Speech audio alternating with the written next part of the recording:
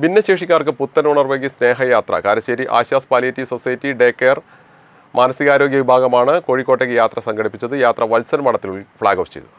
പ്രായം 40 പിന്നിട്ടെങ്കിലും കുട്ടിത്തം മാറാത്ത ഉമ്മറിനും ഇരുന്നും കിടന്നും കാലം കടന്നു പോകുന്നതറിയാതെ കഴിയുന്ന നീതു കൃഷ്ണയ്ക്കും അപൂർവമായി പുറംലോകം കാണുന്ന മറ്റ് 40ഓളം ഭിന്നശേഷിക്കാരും മനം നിറഞ്ഞ സന്തോഷം പ്രകടിപ്പിക്കുന്നതായിരുന്നു Karassery Aswas palliative society day care മാനസികാരോഗ്യ വിഭാഗം ഭിന്നശേഷിക്കാർക്കായി സംഘടിപ്പിച്ച സ്നേഹയാത്ര.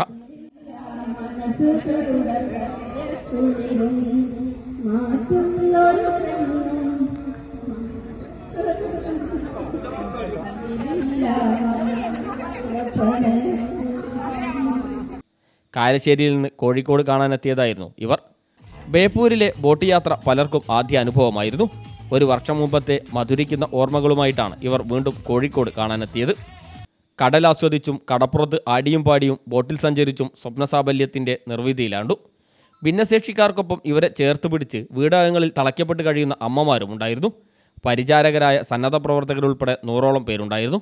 ഭിന്നശേഷിക്കാരായ ഈ കുട്ടികൾക്ക് മറ്റുള്ളവരെ പോലെ തന്നെ പുറത്തു പോകാനും കടൽ കാണാനും കളിക്കാനും യാത്ര ചെയ്യാനും വിനോദസഞ്ചാരം നടത്താനും ആഗ്രഹിക്കുന്നവരാണ്. പക്ഷേ ഇവർക്ക് ഇങ്ങനെ കിട്ടുന്ന അവസരങ്ങൾ വളരെ അപൂർവമാണ്.